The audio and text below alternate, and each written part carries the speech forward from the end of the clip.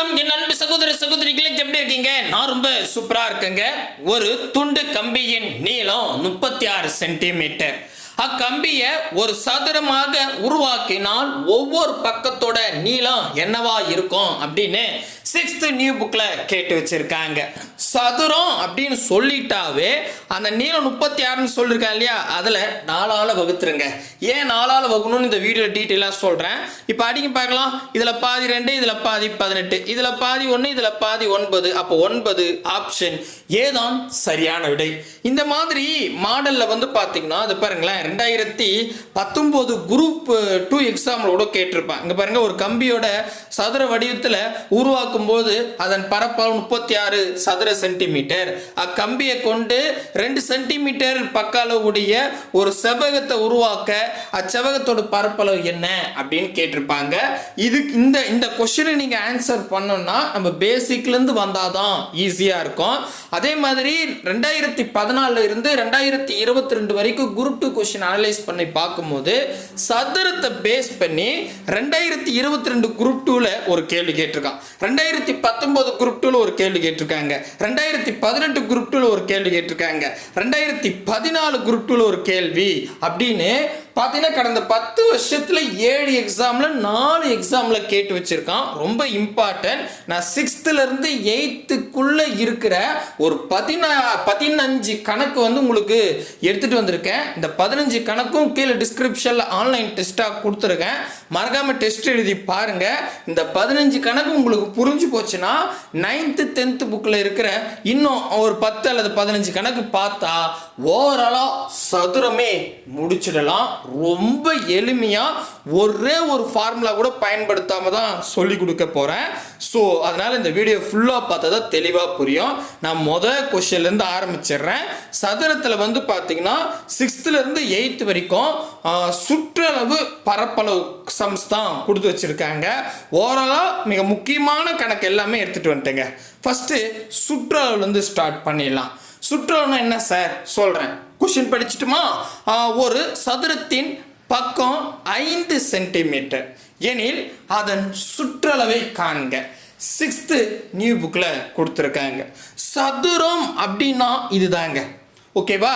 அதாவது மனசுல ஞாபகம் வச்சுங்க, இந்த பக்கம் ஏ அப்படின்னா ஒரு உதாரணத்துக்கு சொல்லணும் இல்லையா, அதனால ஏ போட்டேன். இந்த பக்கம் ஏன்னா இந்த பக்கம் ஏ தான், இந்த பக்கம் ஏ தான், இந்த பக்கம் ஏ தான். அதே மாதிரி இந்த பக்கம் 5, ஒரு பக்கம் 5ன்னா இந்த பக்கம் 5 தான், இந்த பக்கம் 5 தான், இந்த பக்கம் 5 தான். ஸோ எல்லா பக்கமும் சமமா இருந்தா அது சதுரங்க. ஓகேவா? புரியுதுங்களா? எல்லா பக்கமும் சமமா இருந்தா அது ஒரு சதுரம். அப்போ இதோட சுற்றளவு கேட்குறாங்க. நீங்க சுற்றளவுனா ஒன்றும் இல்லைங்க, நல்லா ஞாபகம் வச்சுங்களேன். இந்த சதுரத்தில் இந்த ஏரியாவில் நீங்கள் இருக்கிறீங்க, இங்கிருந்து அப்படியே ஒரு வண்டி எடுத்துட்டு ஒரு ரவுண்ட் அடிச்சுட்டு மறுபடியும் அதே இடத்துக்கு வரங்க இல்லையா, அதாங்க சுற்றளவு. புரியுதா?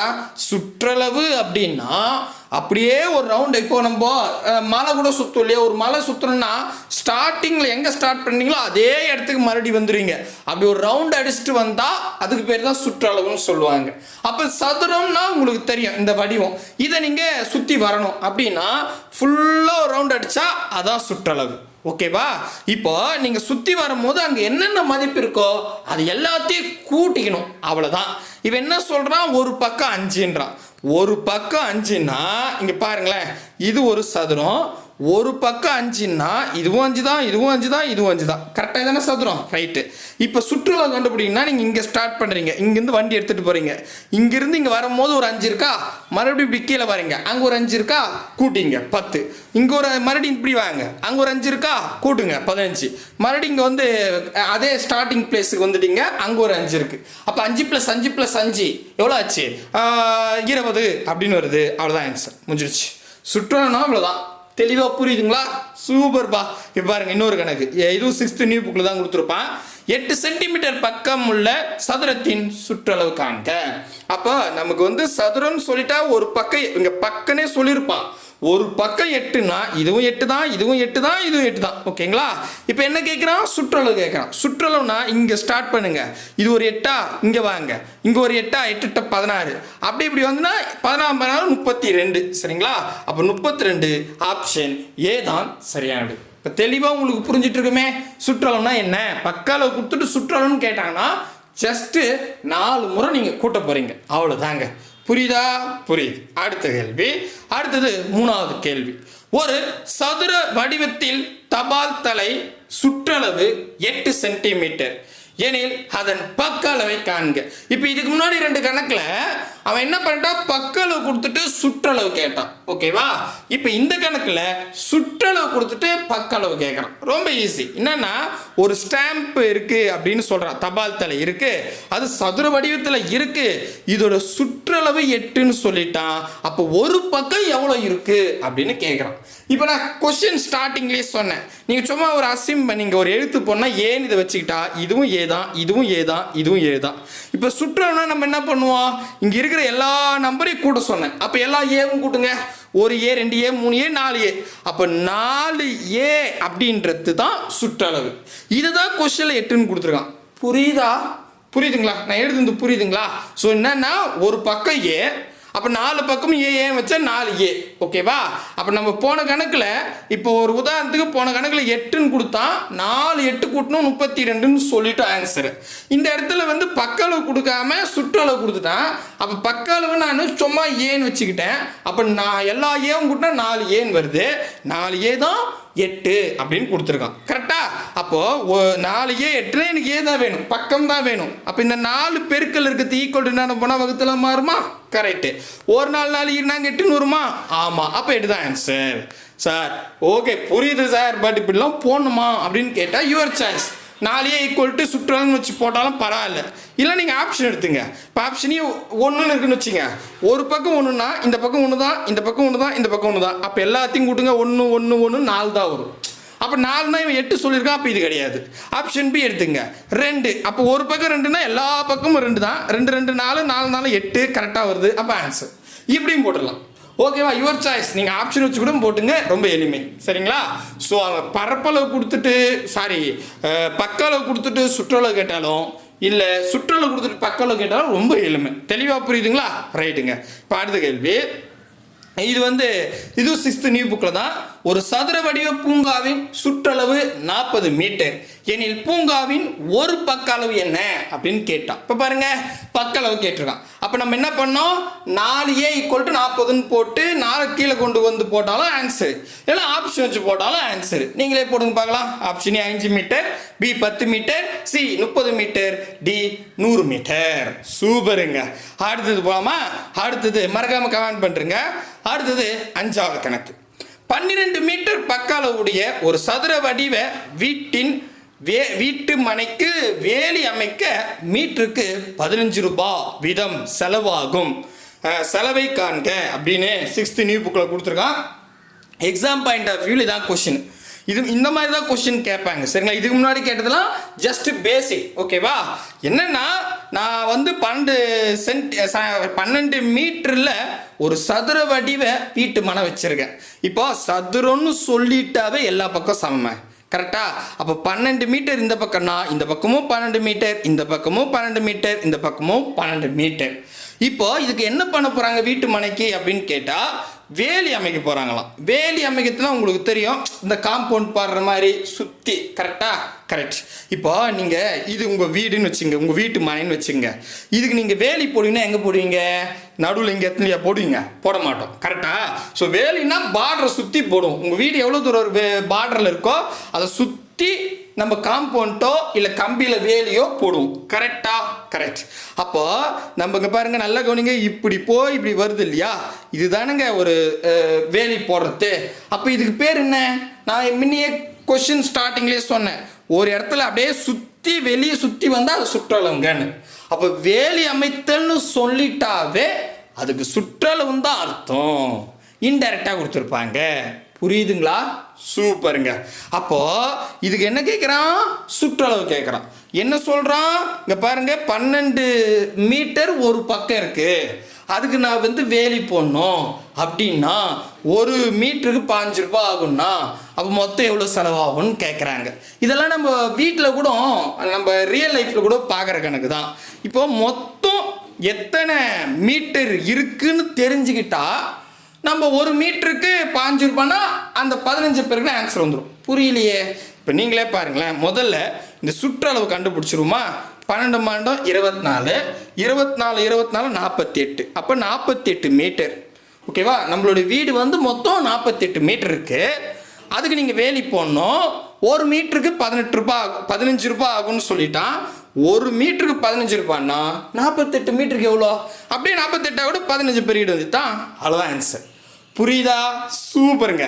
இப்போ எனக்கு 48 15 பேருக்கு தெரியாது சார் அப்படின்றவங்களுக்கு ஒன்றும் இல்லை, நீங்கள் 15 எந்த நம்பரை பெருகிறீங்களோ அந்த நம்பருக்கு பக்கத்தில் ஒரு 0 போட்டுருங்க. 48 பெருகணுமா, பக்கத்தில் 0 போட்டுருங்க. 480 வரும். அதை பாதியாக மாற்றுங்க.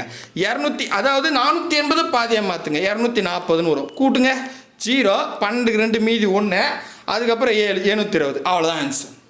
உங்களுக்கு 15 பெருக்கு தெரிஞ்சா ஓகே. தெரியாதவங்களுக்கு சொல்கிறேன், எந்த எண்ணெய் நீங்கள் 15ஆல் பெருகணுமோ அந்த எண்ணுக்கு பக்கத்தில் ஒரு 0 போட்டு அந்த எண்ணெய் பாதியாக மாற்றி கூட்டிக்கணும். சரிங்களா?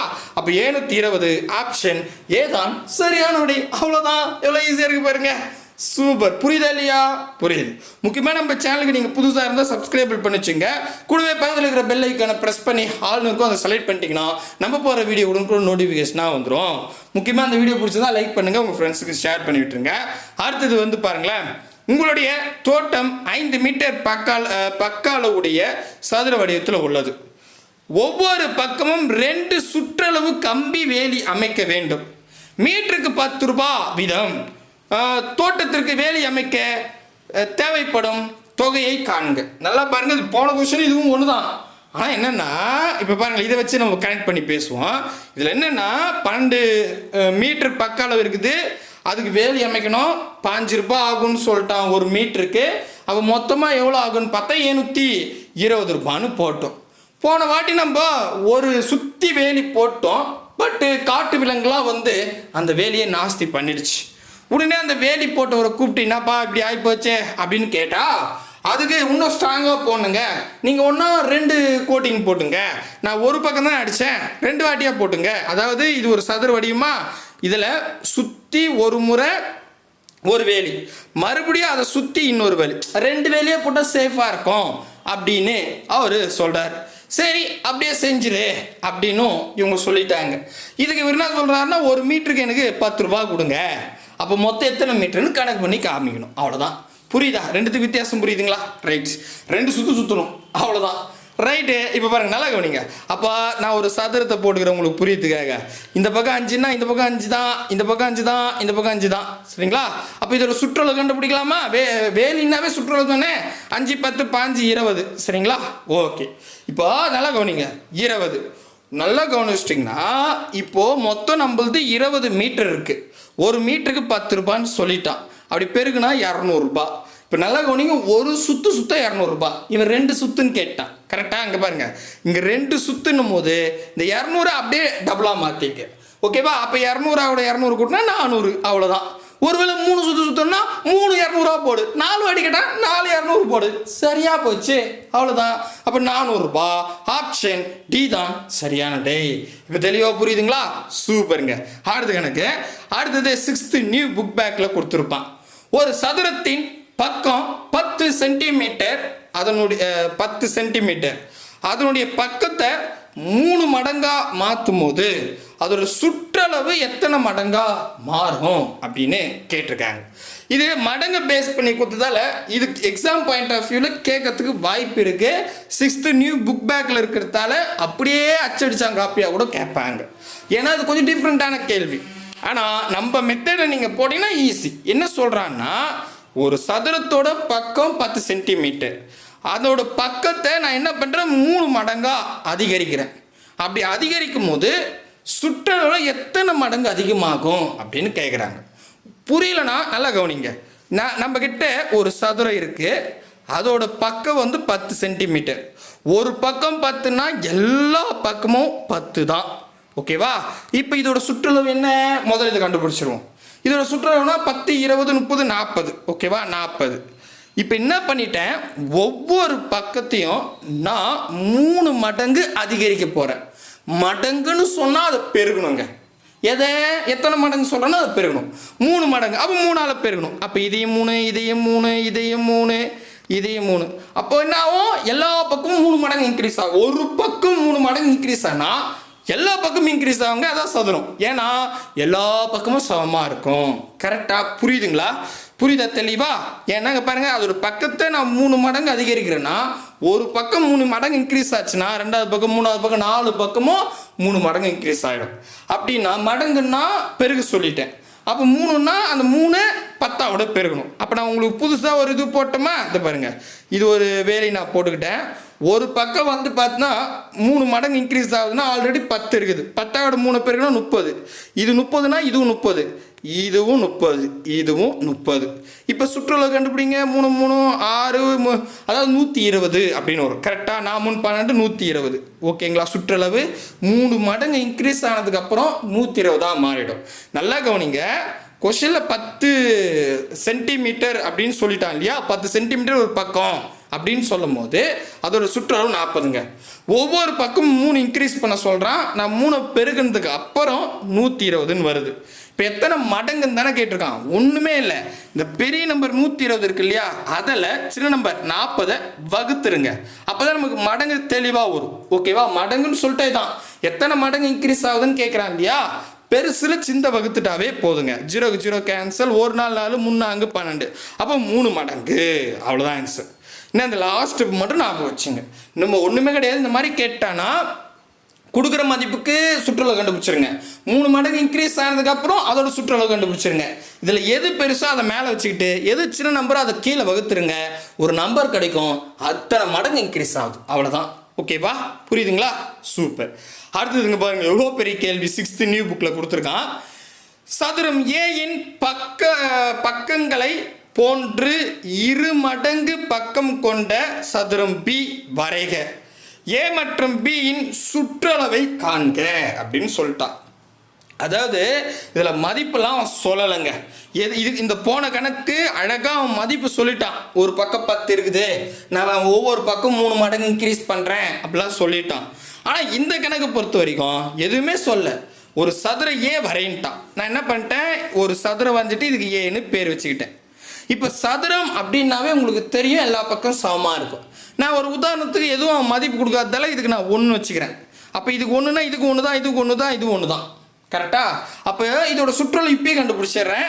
அப்போ 1 2 3 4 அப்படின்னு வரும். கரெக்டா? புரியுதா? இது வரைக்கும் சதுரம் ஏ வரைஞ்சிக்கிட்டேன். அவன் மதிப்பு கொடுக்காததால நானே 1ன்னு வச்சுக்கிட்டேன். Your choice. நீங்கள் 5ன்னு வைங்க, 10ன்னு வைங்க, நீங்கள் எந்த நம்பர் வேணாலும் வைக்கலாம், தப்பு கிடையாது. ஓகேவா? நான் வந்து 1ன்னு வச்சு அதுக்கு சுற்றளவு 4ன்னு கண்டுபிடிச்சிட்டேன். இப்போ அடுத்ததான் என்ன சொல்கிறான் பாருங்களேன். அடுத்ததா அங்கே பாருங்க, சதுரம் ஏ வந்து சதுரம் ஏவை போல 2 மடங்கு சதுரம் பி இருக்கு. அப்போ ஒரு பக்கம் 2 மடங்குன்னா எல்லா பக்கமும் 2 மடங்காக இருக்கும்.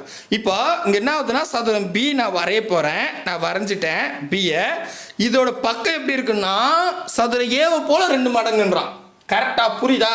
அப்போது இது 1ன்னா இதோட என்ன மடங்குன்னாவே பெருகணும்னு சொல்லிட்டேன். எதை பெருகணும்? அவன் எத்தனை மடங்கு சொல்கிறானோ அது பெருகணும். 2 மடங்குன்றான். 2 படிக்கிங்க. அப்போ 2 தான் வரும். அப்போ இங்கே 2, இங்கே 2, இங்கே 2, இங்கே 2. புரியுதுங்களா? எல்லா பக்கத்தையும் நான் 2 மடங்கு பெருக்கிறேன். அந்த பக்கம் எல்லாமே 1 1ன்னு வச்சுருக்கேன். அதோட 2 பெருக்குனா 2 தான் வரும். ஓகேவா? இப்போ இதோட இது போடுங்க பார்க்கலாம். 2 4 6 8 அப்படின்னு வரும் சுற்றளவு. புரியுதுங்களா?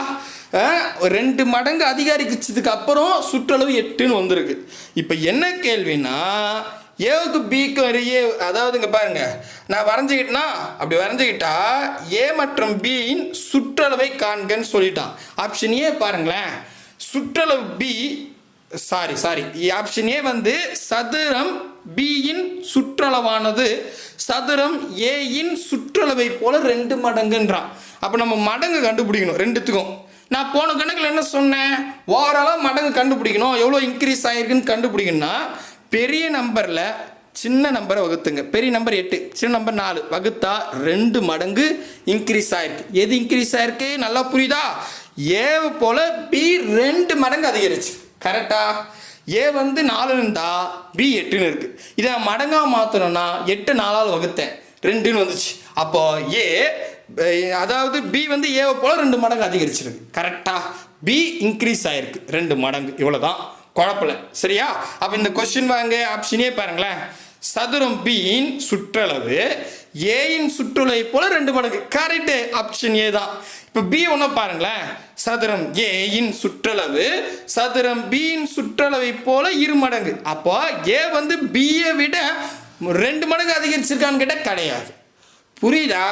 ஏன்னா பி தான் ஏவை போல 2 மடங்கு அதிகரிச்சிருக்கு. கரெக்டா? ரைட். அப்போ ஆப்ஷன் ஏ தான் சரி. நீங்கன்னா பிசிலாம் பாருங்க, புரியும். புரியுதா? கொஷின் புரியுதா? இதெல்லாம் இந்த மாதிரி தாங்க கொஷின் கேட்பாங்க, ஈஸியானா. சரிங்களா? புரியுதுங்களா? ஓகேங்க. அடுத்ததா 9வது கேள்வி. 20 சம பக்கங்கள் கொண்ட வடிவத்தின் ஒரு பக்க அளவு 3 சென்டிமீட்டர் எனில் அதன் சுற்றளவை காண்க. 6th நியூ புக்கில் கொடுத்துருக்கான், குழப்பிக்காதீங்க. இந்த மாதிரிலாம் கேள்வி கேட்டான்னு வச்சுங்களேன், 20 சம பக்கம் இருக்குது அப்படின்னு சொல்லிட்டு ஒரு பக்கம் 3ன்னு சொல்லிட்டாங்கன்னா நீங்கள் 20 சம பக்கம்லாம் வரைய தேவையில்லை. இப்போ சமபக்க சதுரம் அப்படின்னு எடுத்துக்கிட்டா 4 பக்கம் சமமாக இருக்கும். 20 பக்கம்னும் போது குழப்பமே வேணாம். அதோட பக்கம் 3ன்ட்டனா 3 20 பெருக்குங்க. 1 3 3 2 3 6 60 ஆன்சர். அவ்வளோதான். இது எதுவும் பார்க்க தேவையில்லை, ஒரே ஒரு கணக்கு தான் இருக்குது. ஜஸ்ட்டு ஞாபகம் வச்சுங்க. சம பக்கம்னு ஒரு குறிப்பிட்ட 20 பக்கம் 10 சம பக்கம் 50 சம பக்கம் அப்படின்னு சொல்லிவிட்டு ஒரு பக்கம் வந்து 3 10 5 அந்த மாதிரிலாம் சொன்னான்னு வச்சுங்க, ஜஸ்ட் அந்த மதிப்பையும் இதுவும், அதாவது இப்போ இதில் பார்த்தா 20 பக்கங்கள் இருக்கா சம பக்கம், ஒரு பக்கம் வந்து 3ன்ட்டானா 2 பெருக்குங்க. அவ்வளோதான். புரியுதா? புரியுது. அடுத்த கணக்கு. அடுத்தது இதோட சரியா போச்சுங்க. என்னன்னா சுற்றளவு முடிஞ்சிருச்சு. இப்போ அழகா பரப்பளவு வந்துடும். சரிங்களா? இப்போ சுற்றளவுனா ஓவராலாக தெரியுதுங்களா என்ன சுற்றளவு அப்படின்னு? இப்போ பரப்பளவு வரும். அதாவது நீங்கள் வந்து ஒரு கழனி வச்சுருக்கீங்க, விவசாய நிலம் வச்சுருக்கீங்க. இப்போ இது ஒரு விவசாய நிலங்க. இந்த விவசாய நிலத்தை நீங்கள் பாதுகாக்கணும். இப்போ உள்ள நீங்கள் தண்ணி பாசணும்னா சுற்றி நீங்கள் என்ன பண்ணீங்க, பாத்தி மாடி கட்டுவீங்க.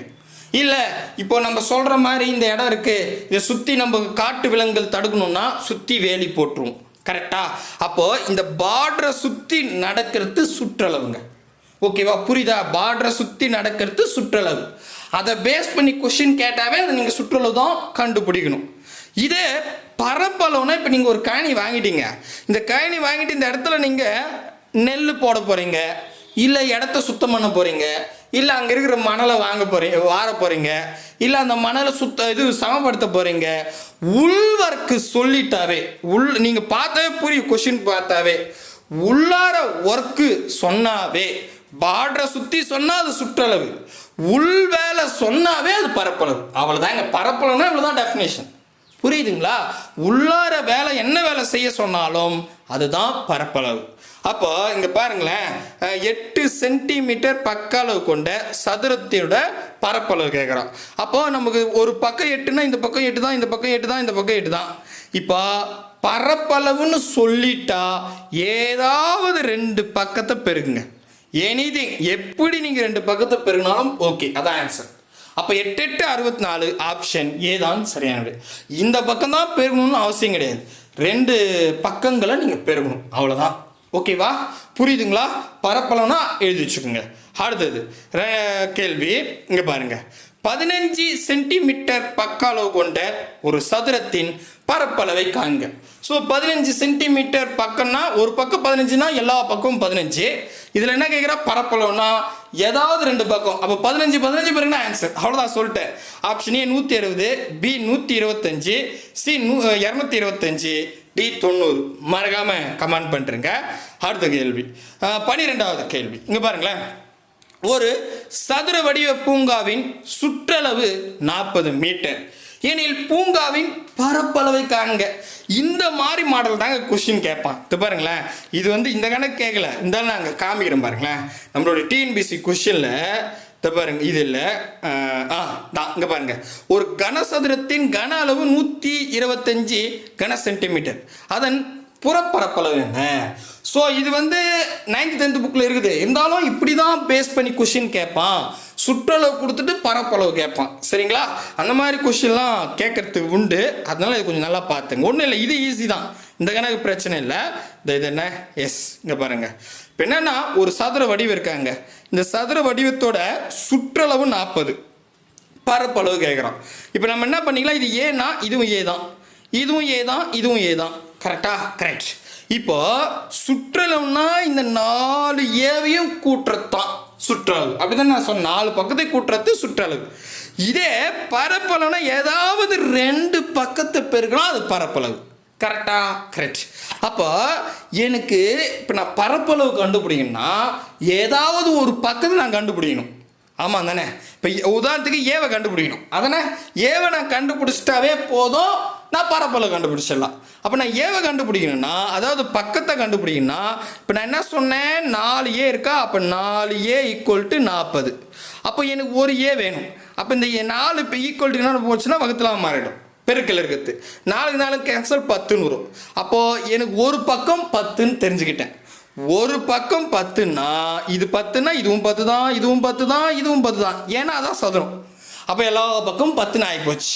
ஒரு செகண்டில் முடிச்சிட்டேன்னா இப்போ என்ன கேட்குறான், சுற்றளவு கொடுத்தான், நான் பக்களவு கண்டுபிடிச்சிட்டேன் 10ன்னு. இப்போ பரப்பளவு கேட்குறான். பரப்பளவு என்ன பண்ணோம், ஏதாவது 2 பக்கத்தை போயிருக்கணும். பைட் 100.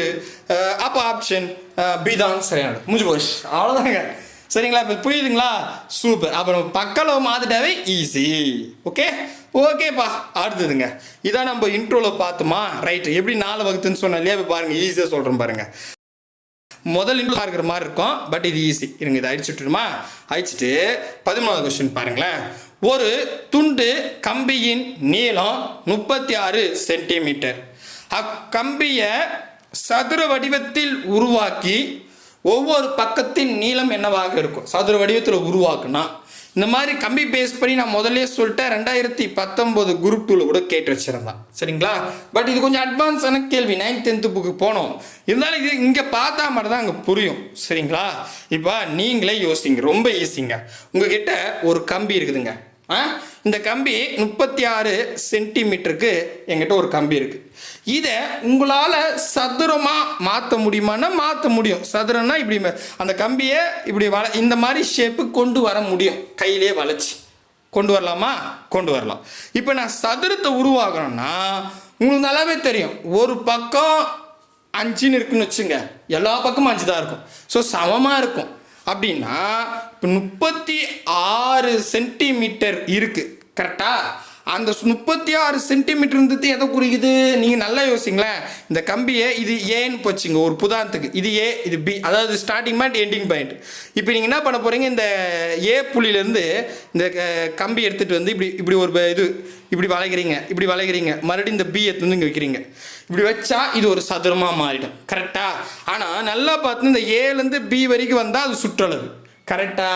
அப்போ இந்த கம்பி 36 சென்டிமீட்டர்னு சொன்னதை சுற்றளவு தான் அப்படி சொல்லிக்கிறான். இப்போ புரியுதா பாருங்க? ஆடடே, ஆமாம் இல்லை? எஸ் புரியுதுங்களா?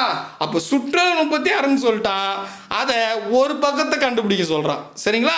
அப்போ என்ன பண்ணிக்கணும், 36 4 வகுத்துட்டா முடிஞ்சு போச்சு. கரெக்டா? இப்போ தெரியுதுங்களா ஏன் நான் 4 வகுத்துன்னு? ஆமாங்க. அதாவது இப்படி கூட போடலாம், 4A = 36. அப்போ எனக்கு ஏ வேணும் ஒரு பக்கம், அந்த 4 நான் வகுத்துடுறேன். வகுத்தா இதில் பாதி 2, இதில் பாதி 18, இதில் பாதி 1, இதில் பாதி 9. அப்போது 9 ஆப்ஷன் ஏதான் சரியான. நீங்கள் ஆப்ஷன் வச்சு கூட போட்டுக்கலாம், யுவர் சாய்ஸ். ஓகேவா? பட் உங்களுக்கு தேடி புரியுதா கான்செப்ட்? ரைட்டுங்க. அடுத்தது 14வது கேள்வி பாருங்க, பெருசா இருக்கு. ஒரு சதுரத்தின் பக்கத்தை 4ல் ஒரு பங்கை குறைத்தால் உருவாகும் புதிய சதுரத்தின் பரப்பளவில் என்ன மாற்றம் ஏற்படும்? பரப்பளவுனாவே நான் சொல்லிட்டேன், 2 பக்கத்தை பெருகணும். இவன் என்ன சொல்றான்னா, என்கிட்ட ஆல்ரெடி ஒரு சதுரம் இருக்கு, இந்த சதுரத்துல 4ல் ஒரு பங்கை நான் குறைச்சிடுறேன். அப்படி குறைச்சா ஒரு புதுசா ஒரு சதுரம், ஏன்னா குறைச்சதுக்கு அப்புறம் வேற ஒரு அளவுல சதுரம் உருவாயிடும். அப்படி உருவானா அதில் ஏற்படும் மாற்றத்தை தேரியா கேட்டுருக்கான். இந்த மாதிரி கேட்டான்னு வச்சுங்களேன், ரொம்ப ஈஸி. இப்போ 4ல் ஒரு பங்கு, 4ல் 3 பங்கு அப்படிலாம் சொல்லுவாங்க. இந்த 4ல் அப்படின்னு சொன்னா 4 கீழே வச்சுங்க. 5ல் 2 பங்கு, அப்போ 5 கீழே வச்சுக்கணும். சொல்றது புரியுதுங்களா? 2ல் ஒரு பங்கு, அப்போ அந்த 2ல் அந்த 2 கீழே வச்சுக்கணும். அப்போ 4ல் ஒரு பங்குனா 4 கீழே வச்சுக்கோங்க, அந்த ஒரு பங்குன்றத மேலே வச்சுக்கோங்க. ஓகேவா? இப்போ இந்த சதுரத்தில் ஒவ்வொரு பக்கத்தையும் 1/4 நான் குறைக்க போகிறேன். ஆனால் இதில் என்ன அளவு இருக்குன்னா சொல்லலை, எல்லா சொல்லியிருந்தா நம்ம அதில் கழிச்சிக்கலாம். சரிங்களா? பட் அவன் எதுவுமே சொல்ல, என்ன அளவு இருக்குதுலாம் சொல்ல. ஒரு சதுரம் எடுத்துக்கிறேன், அதில் வந்து 4ல் ஒரு பங்கு நான் குறைச்சிடுறேன். அப்படி குறைச்சிட்டா புதிய சதுரம் உருவாகும். அதில் என்ன அப்படின்னு கேட்டுறான். அது நம்ம ஆப்ஷன் பார்த்தா தெரியும். அப்போ ஒன்றும் இல்லைங்க, ஒரு பக்கம் 1/4 குறைஞ்சா நமக்கு பரப்பளவுனா ஏதாவது 2 பக்கத்தை பெருகணும். அப்போ நான் என்ன பண்ணுறேன், அதே 1/4 அப்படியே பெருக்கிறேன். ஓகேவா, நல்லா புரிஞ்சுங்க. 1/4 குறைக்க சொன்னால் நமக்கு பரப்பளவுனா ஏதாவது 2 பக்கத்து பெருகணும். அப்போ எல்லா பக்கமும் 1/4 குறையும் இல்லையா? அப்போ நான் என்ன பண்ணுறேன், அந்த 1/4 பெருக்கிறேன். இது ஒரு பக்கம், இது ஒரு பக்கம். சரிங்களா? ஓகே. இது பெருக்கெல்லாம் ஒன்றும் இல்லை, மேலக்கத்தை அப்படியே பெருக்கிங்க, கீழக்கத்தை அப்படியே பெருக்கிங்க. நான் அங்கே 16. அப்போ 1/16 வரும். இங்கே வாங்களேன், அப்படியே வாங்க. ஆப்ஷன் ஏ பாருங்க. புதிய சதுரம் பரப்பளவு அசல், அதாவது பழைய பரப்பளவை விட 1/16 குறைஞ்சிருக்கும். கரெக்டா? இது பாருங்க, 1/16 இருந்துச்சா? ஆமாம், அதான் ஆன்சர். புரியுதுங்களா? புதிய சதுரத்தோட பரப்பளவு அசல்னா பழசு. ஓகேவா? பழைய சதுரத்தை விட 1/16 குறைஞ்சிருக்கும். ஆமாம், கரெக்டா? இப்போ மீதிலாம் படிச்சு பாருங்க, ஆப்ஷன் ஒட்டு போகாது. புரியுதுங்களா? சூப்பர். அவ்வளோதாங்க. இப்போ ஃபைனல் 15வது கேள்வி வந்தாச்சு. சதுரத்தின் பரப்பளவு 36 x⁴ y⁴ எனில் அதன் பக்க அளவு 8th நியூ புக்கில் கேட்டிருக்கான். இப்போ பாருங்க, இதுக்கு முன்னால் நம்பர்ஸை கொடுப்பான், இப்போலாம் எழுத்த கொடுக்க ஆரம்பிச்சிட்டான். இப்போ பரப்பளவு வந்து கொடுத்துட்டாங்க, நமக்கு பக்க அளவு கேட்குறாங்க. ஒன்று நம்ம உங்களுக்கு தெரியும், பரப்பளவுனாவே ஏதாவது 2 பக்கத்தை பெருகணும்னு. சரிங்களா? அப்போ நம்ம என்ன பண்ணலாம், நான் இதெல்லாம் குழப்பமாக சிம்பிளாக வரேன். இப்போ ஆப்ஷன் ஏவில், அதாவது ஆப்ஷன் ஏ சொல்லிட்டேன், ஆப்ஷனில் இருக்கிறது தான் பக்களவு. உதாரணத்துக்கு ஆப்ஷன் ஏ 6 x⁴ y⁴ இது ஒரு பக்களவுன்னு வச்சுங்க. அதே அளவாக கூட பெருக்கினா தானே இங்கே நமக்கு இது கிடைக்கும், பரப்பளவு. கரெக்டாக? இருங்க, நான் போடுறேன், இது எழுதிட்டேன். இங்கே பாருங்களேன், நம்மக்கிட்ட ஒரு சதுரம் இருக்குது. ஒரு பக்கம் வந்து 6 x⁴ y⁴ அப்படின்னு வச்சுக்கிறேன். அப்போ இது மதிப்புன்னு வச்சுங்க. இதே மதிப்பு தான் இங்கேயும் வரும். அதானே சதுரம்? ஆமாம். இப்போ பரப்பளவு கண்டுபிடினா ஏதாவது 2 பக்கத்தை பெருகணும். அதனால என்ன பண்ணிட்டேன், 6 x⁴ y⁴ ஒரு பக்கம் எடுத்துக்கிட்டா அதே நம்பரை பெருக்கிறேன். அப்படி பெருக்கி எனக்கு 36 x⁴ y⁴ வந்தால் ஆன்சர். இல்லைன்னா அடுத்த ஆப்ஷன் எடுத்துக்கலாம். சரிங்களா? அப்போ 6 36 x இங்கே பாருங்க, இது நான் உங்களுக்கு அடுக்கு குறியீடு விதிகளை நான் திருப்பேன். x × x அப்படின்னா, இருங்க இது தனியாக போகிறேன், இங்கே டிஸ்டர்ப் வேணாம். இங்கே பாருங்கள், x × x அது பாருங்கள், x⁴ இருக்குது, இங்கேயும் 4 இருக்குது. அடிமானம் சமமாக இருந்து பெருக்கல்ல இருந்தால் மேலே இருக்கிறத கூட்டிக்கலாம். கரெக்டாக? இதனால் அடுக்கு குறியீடு விதியில் சொல்லியிருக்கேன். அடிமானம் சமமாக இருந்து கீழே பெருக்கல்ல இருந்து பவரில் இருக்கிற நம்பரை கூட்டிக்கலாம். சரிங்களா? அப்போ 4 நாளைக்கு கூட்டினா 8ன்னு வரும். இப்போ ஒய் பாருங்கள், 2 இடத்துல இருக்குது. ஒய் அடிமான சமமாக இருக்குது, பெருக்கு போகிறேன். அப்போ பவரில் இருக்கிறத கூட்டிக்கலாம். 2 2 4ன்னு வந்துடும். அப்போ 36 x⁴ y⁴ வருது. பட் இங்கே பாருங்கள், 36 ரைட்டு, x⁴ வருது, ஆனால் 4 தான் வரணும். y⁴ தான் வரணும், ஆனால் 4ன்னு வருது. ஆப்ஷன் ஏ கிடையாது. புரிஞ்சிருச்சா? ஜஸ்ட் நான் ஆப்ஷன் வச்சுக்கிட்டே சொல்லிட்டேன். இப்போ நான் ஆப்ஷன் சி எடுத்துக்கிறேன், அதான் கரெக்டு. நீங்கள் மீதி ஒர்க் அவுட் பண்ணுங்கள். 6 x⁴ y into 6 x⁴ y. ஓகேவா? பாருங்கள், இதையும் பெருக்கினா 36. x சமமாக இருக்குது, பெருகிறேன். அடிமானம் சமமாக இருந்தால் மேலே கூட்டிக்கலாம். அப்போ x⁴ 2 கூட்டினா 4 வரும். அடுத்தது y பெருக்குனா அடிமானம் சமமாக இருக்குது, அப்படியே y வச்சுக்கிறேன். மேலே கூட்டிக்கலாம். இங்கே 1 இருக்குது, இங்கே 1 இருக்குது. எதுவுமே இல்லை, இங்கே 1 இருக்குன்னு அர்த்தம். கரெக்டாக? 1 கூட்டினா 2ன்னு வரும். அப்போ 36 x⁴ y⁴ பர்ஃபெக்டாக வரத்தால ஆப்ஷன் சி தான். சாரி, சி தான். அதான் சி. கரெக்ட். அவ்வளோதான் ஆன்சர். புரியுதுங்களா?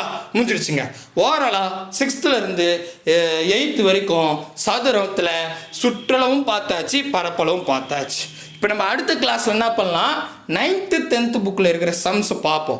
9th 10th புக்கில் இருக்கிற சம்ஸ்லாம் பார்த்தா இதெல்லாம் வரும். சரிங்களா? இந்த கணக்கு வரும். சரிங்களா? அடுத்து இது வராது, ஏன்னா இது நம்ம செவகத்தோட பார்க்க வேண்டியதாக இருக்கும். நெக்ஸ்ட்டு இது வரும். ஓகேங்களா?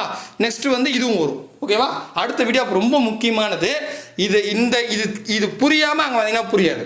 கண்டிப்பாக இது ஃபுல்லாக பார்த்து தான் அங்கே புரியும். ஸோ அடுத்த வீடியோ இன்றைக்கே வரும், பார்க்கலாம். பாய் பிரதர் அண்ட் சிஸ்டர்.